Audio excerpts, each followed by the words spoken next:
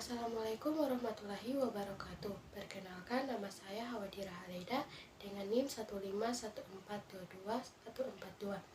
Saya dari kelas 2F, jurusan Pendidikan Guru Sekolah Dasar, Fakultas Ilmu Pendidikan Universitas Negeri Gorontalo. Pada video kali ini, saya akan memaparkan jawaban ujian tengah semester dari mata kuliah Psikologi Pendidikan. Soal yang pertama yaitu, sebagai seorang mahasiswa PGSD, Anda perlu mempelajari mata kuliah Psikologi Pendidikan. Menurut pendapat Anda, apa manfaat mempelajari mata kuliah tersebut?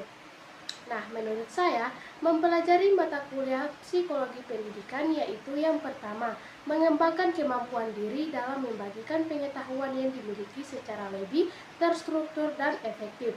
Yang kedua, lebih peka terhadap perilaku dan kebutuhan manusia dalam belajar. Yang ketiga, mengetahui bagaimana pendidikan bagi siswa dengan kebutuhan khusus. Yang keempat, memiliki pengetahuan terkait metode dan strategi dalam mengembangkan potensi peserta didik. Yang kelima, memiliki kemampuan analisis terkait kelebihan dan kekurangan sesuatu teknik pembelajaran terhadap individu. Yang keenam, memahami cara untuk melakukan evaluasi hasil belajar. Soal nomor 2 yaitu ada beberapa teori belajar yang dikemukakan oleh para ahli.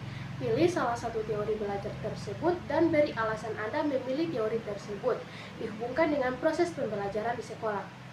Nah, adapun pengertian dari belajar menurut Ernest R. Hilgard adalah kegiatan atau proses yang dilakukan secara sengaja dan menimbulkan perubahan atas keadaan sebelumnya. Umumnya, setelah mempelajari, seseorang cenderung melakukan perubahan diri ke arah yang lebih baik. Nah, bicara mengenai teori pembelajaran, sebenarnya jenisnya cukup beragam. Di antaranya terdapat 5 jenis teori. Salah satunya yaitu teori kognitif.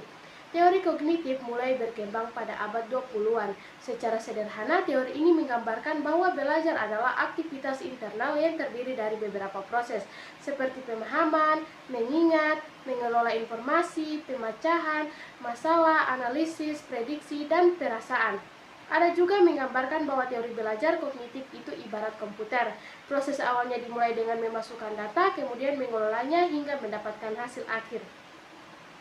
Beberapa tokoh yang berperan mengembangkan teori ini adalah Jean Piaget, Brunner, dan Ausubel. Dalam proses belajar mengajar di sekolah, contoh penerapan teori kognitif adalah guru menggunakan bahasa yang mudah dipahami oleh peserta didik, seperti memberi ruang bagi peserta didik untuk saling bicara, serta berdiskusi dengan teman-temannya. Nah, alasan saya mengambil teori ini adalah dengan penerapan teori belajar kognitif, pemahaman peserta didik untuk memperoleh informasi baru akan meningkat. Secara tidak langsung, teori ini juga bantu meningkatkan kepercayaan diri peserta didik dalam melaksanakan sebuah tugas, meningkatkan kemampuan belajar seumur hidup. Soal nomor 3, setiap siswa memiliki gaya belajar dan gaya berpikir yang berbeda. Jelaskan peran guru dalam menghadapi perbedaan siswa tersebut. Pemahaman tentang gaya belajar murid sangatlah penting bagi guru, pendidik, atau dosen. Hal ini bertujuan membangun pembelajaran yang efektif dan kreatif dalam meresponi keunikan gaya belajar peserta didik. Selain itu, desain bahan ajar dan penggunaan metode pengajaran harus relevan dengan kebutuhan peserta didik. Namun realitanya pemahaman tersebut masih belum maksimal. Oleh karena itu diperlukan kompetensi pendidikan dalam menyiapkan hal tersebut, sehingga proses pembelajaran di kelas menjadi bermakna, menginspirasi, mencerahkan, kreatif, transformatif, dan produktif. Metode penelitian yang digunakan dalam tulisan ini adalah metode kualitatif.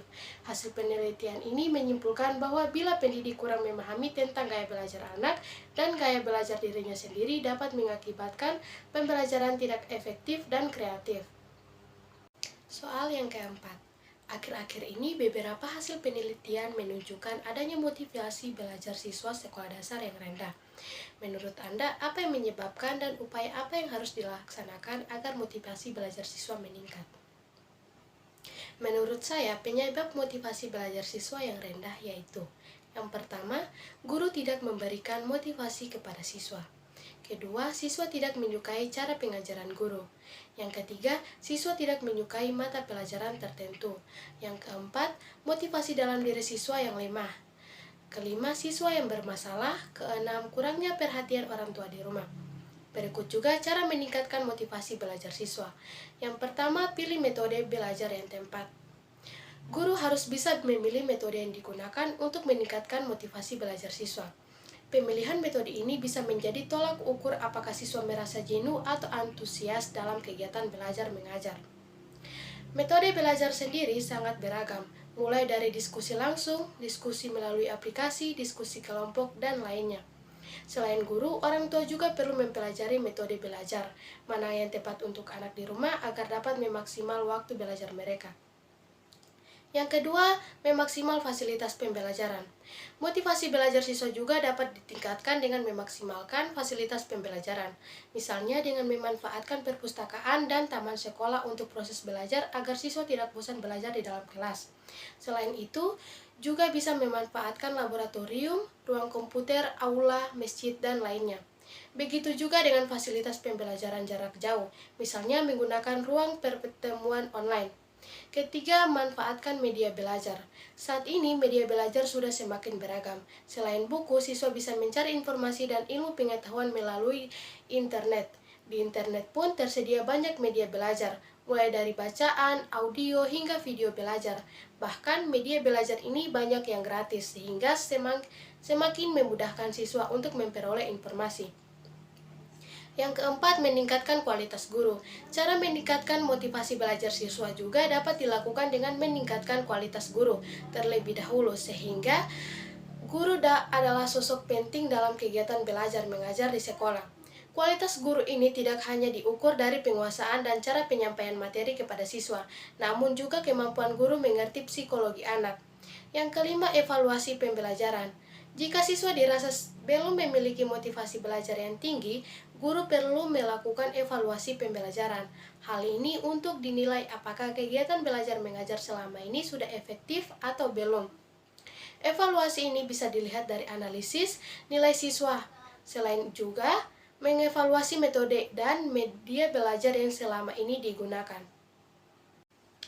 Nah, itulah pemaparan jawaban dari saya. Sekian dan terima kasih. Wassalamualaikum warahmatullahi wabarakatuh.